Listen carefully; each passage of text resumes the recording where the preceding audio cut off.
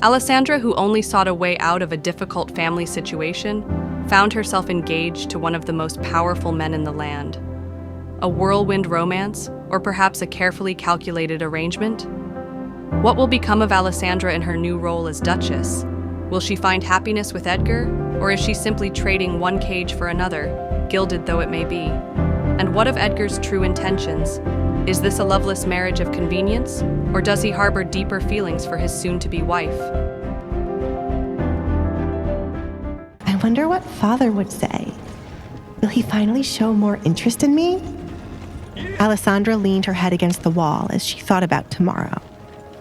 He might try to convince the Duke to marry Kate instead. Oh, tomorrow will be a chaotic day.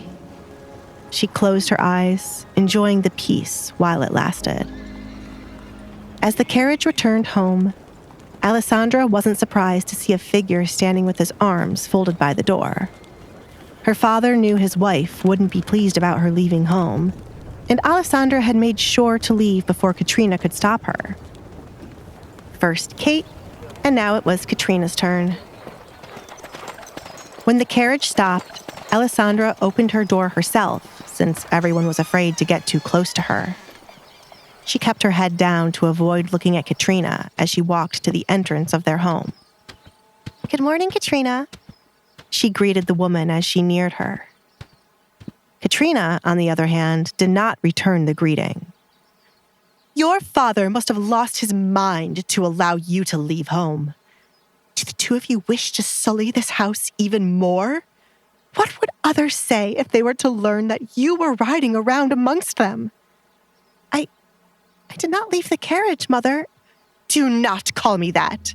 How many times must I tell you that I am not your mother? Your own mother ran away and left you here to be raised by your father. I am not going to do her job for her. Neither you nor your father seems to realize what I have to put up with a person like you. I made it clear you should not be seen." Katrina was furious to learn Desmond allowed Alessandra to leave without consulting her. "Do you not understand the trouble you caused for us, Alessandra? Our reputation almost hit rock bottom because of that incident. Never ask to leave this place again, or I will see to it that you may never leave your bedroom. Just the sight of you infuriates me.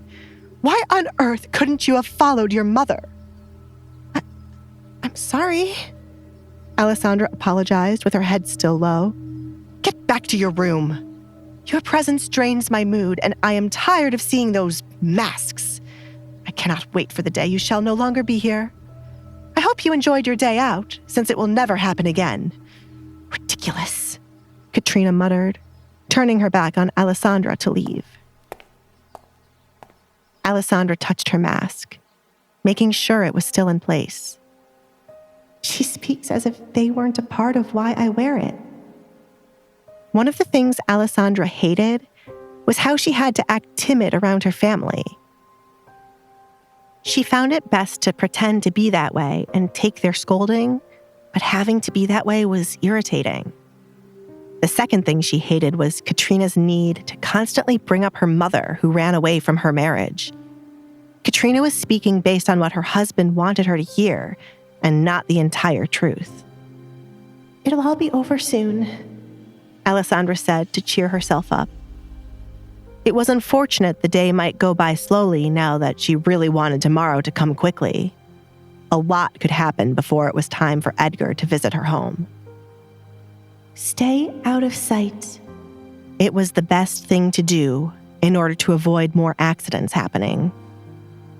Edgar might have already picked up someone who had hurt her hand, but Alessandra did not want to involve him in her family affairs and drama.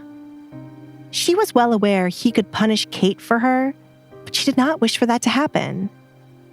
Alessandra wanted to give her family the life they dreamed about, a life without her in it. Involving Edgar in it would only cause too many problems.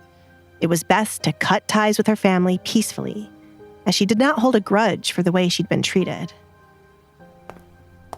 Alessandra hurried back to her room to avoid running back into Katrina or meeting Kate again.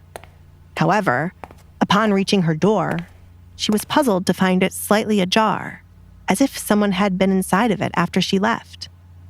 It could have been Katrina, confirming that her father allowed her to leave. That was what Alessandra hoped, but her anxiety increased seeing Kate standing by her window. "Kate," she called out to her sister. "Oh, you're back already? In time to witness the fun. My mother said we were not allowed to have pets. Imagine my surprise when I saw this little creature in here." Kate held up the kitten Alessandra had been feeding. She was holding it outside the window, prepared to drop it right before Alessandra arrived. "Kate, I will take care of it. Please do not harm an innocent creature." Alessandra took careful steps forward, wishing to take the kitten before Kate could do the unthinkable. Alessandra's heart pounded in her chest. Each step she took towards her sister felt like walking a tightrope. The kitten mewled pitifully, dangling precariously in Kate's grasp. Alessandra knew any wrong move could send the tiny creature plummeting to the ground. But what could she do? But how much longer could she play this game? How long could she endure Katrina's scorn and Kate's cruelty? And, most importantly, what would happen if she finally broke? Would she lose everything she was working towards? Or would she finally find the strength to fight back? Hey, I'm Alexandria. If you're wondering what happens next, download the Pocket FM app now and listen to the exciting episode of Duke's Masked Bride.